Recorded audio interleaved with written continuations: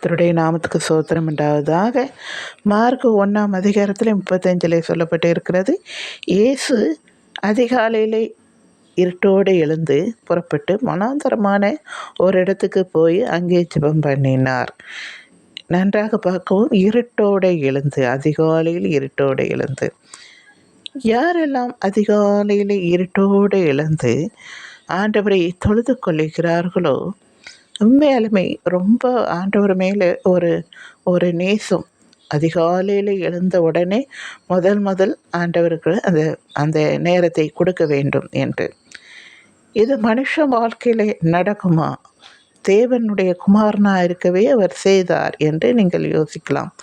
நிச்சயமாக செய்ய முடியும். ஏனென்றால் நான் எங்கள் அண்ணனை பார்த்துருக்கிறேன். அவர் 2:30 கரெக்டாக அலார வைப்பார்.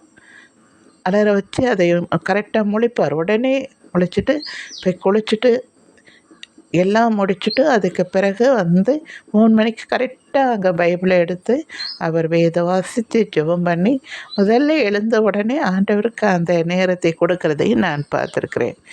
எனக்கு அன்பானவர்களை, இதோடைய வழி நடத்துறது எங்களுக்கு பிடிச்சிருக்குது. அண்ணனுடைய இது நாங்களும் அதிகாலையில் எப்போ எழும்புகிறோமோ, அது 4 மணியோ 3 மணியோ எந்த நேரமாக இருந்தாலும் ஆண்டவருடைய பாதத்திலே நான் உட்கார்ந்து விடுவேன். இது என்னுடைய தம்பி பொண்டாட்டியும் செய்வாள். எங்கள் அக்கா 4 மணிக்கு கரெக்டாக அலாரம் வச்சு எழும்பாங்க. எப்படி நிச்சயமாக செய்ய முடியும். உங்களில் சிலர் கூட நீங்கள் அதிகாலையில் எழுந்து ஆண்டவருக்கு அந்த நேரத்தை நீங்கள் கொடுத்திருப்பீர்கள். நீங்கள் எல்லாம் பாக்கியவான்கள்.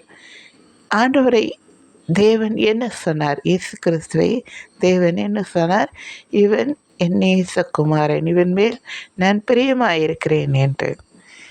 அதிகாலையில் எழுந்தவர்களை இந்த பூமியில் என்ன சொல்வார்கள் என்றால், 3 மணிக்கு எழுந்தவர்களை முனிவன் என்றும், 4 மணிக்கு எழுந்தவர்களை ஞானி என்றும், 5 மணிக்கு எழுந்தவர்களை அறிஞன் என்றும், 6 மணிக்கு எழுந்தவர்களை மனிதன் என்றும், அதுக்கு பிறகு எழும்புகிறவர்களை சோம்பேறியும் என்றும் சொல்லுவார்கள். எனக்கு அன்பானவர்களே, நாம் அதிகாலையில் இருட்டோடு இயேசு கிறிஸ்து ஜெபித்த வண்ணமாக நாம் ஜெபித்தால், இயேசு கிறிஸ்துவை தேவன் என் நேசகுமாரன் சொல்லுகிறது போல நம்மளை தேவன் நேசகுமாரன், நேசகுமார்த்தி என்று தான் சொல்லுவார். எனக்கு அன்பானவர்களே, நீங்கள் அதிகாலை எழுந்து தேவனுக்கு நேரத்தை கொடுங்கள். நீங்கள் தேவ புத்திரராய் இருப்பீர்கள்.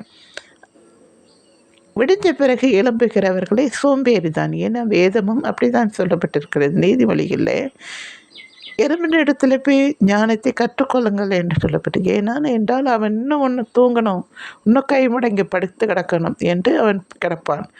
அவனை ஆண்டவர் சொல்லுகிறார், வேதம் சொல்லுகிறது, நீ எறும்பின் இடத்துல போய் ஞானத்தை கற்றுக்கொள், இன்னும் தூங்கணும் என்று நினைக்காதே. சோம்பேறி, உன் தரித்திரம் உன் வலிக்கு போக்கனை போல உன்னை பின்தொடரும் என்று சொல்லுகிறார். நாம் இருட்டோடு எழுந்து ஜெபிக்கிற பிள்ளைகளாய், இருட்டோடு எழும்புகிறவர்களாய் ஒவ்வொருத்தரும் இருக்க வேண்டும் என்று சொல்லி முடிக்கிறேன். நன்றி. தேங்க்யூ.